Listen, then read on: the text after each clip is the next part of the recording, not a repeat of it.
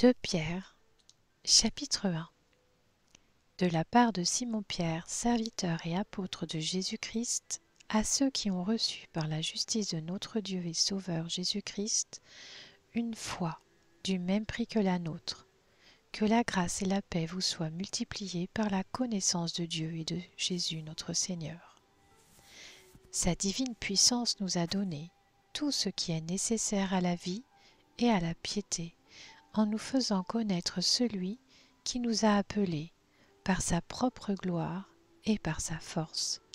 Celle-ci nous assure les plus grandes et les plus précieuses promesses. Ainsi, grâce à elle, vous pouvez fuir la corruption qui existe dans le monde par la convoitise et devenir participant de la nature divine. Pour cette raison même, faites tous vos efforts afin d'ajouter à votre foi la qualité morale, à la qualité morale, la connaissance, à la connaissance, la maîtrise de soi, à la maîtrise de soi, la persévérance, à la persévérance, la piété, à la piété, l'amitié fraternelle, à l'amitié fraternelle, l'amour. En effet, si ces qualités sont en vous et se développent, elles ne vous laissent pas inactifs ni stériles pour la connaissance de notre Seigneur Jésus-Christ.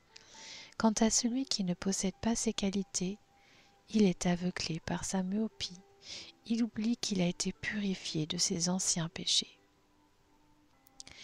C'est pourquoi, frères et sœurs, appliquez-vous d'autant plus à affermir l'appel et le choix dont vous avez été l'objet, car si vous faites cela, vous ne trébucherez jamais. C'est ainsi en effet que l'entrée dans le royaume éternel de notre Seigneur et Sauveur Jésus-Christ vous sera largement accordée. Voilà pourquoi je prendrai soin de toujours vous rappeler ces choses, bien que vous les connaissiez déjà, et que vous soyez affermis dans la vérité présente.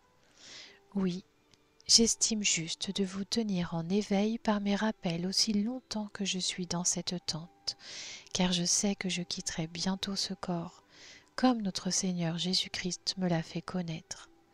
Mais je ferai en sorte qu'après mon départ, vous puissiez en toute occasion vous souvenir de ces enseignements. En effet, ce n'est pas en suivant des fables habilement conçues que nous vous avons fait connaître la puissance venue de notre Seigneur Jésus-Christ, mais c'est après avoir vu sa majesté de nos propres yeux. Oui, il a reçu de Dieu le Père honneur et gloire, quand la gloire magnifique lui a fait entendre une voix qui disait « Celui-ci est mon Fils bien-aimé, qui a toute mon approbation. » Cette voix, nous l'avons nous-mêmes entendue venir du ciel lorsque nous étions avec lui sur la sainte montagne, et nous considérons comme d'autant plus certaine la parole des prophètes. Vous faites bien de lui prêter attention comme à une lampe qui brille dans un lieu obscur, jusqu'à ce que le jour commence à poindre et que l'étoile du matin se lève dans votre cœur. Sachez avant tout qu'aucune prophétie de l'Écriture n'est une affaire d'interprétation personnelle, car ce n'est jamais par une volonté d'homme qu'une prophétie a été apportée, mais c'est poussé par le Saint-Esprit que des hommes ont parlé de la part de Dieu.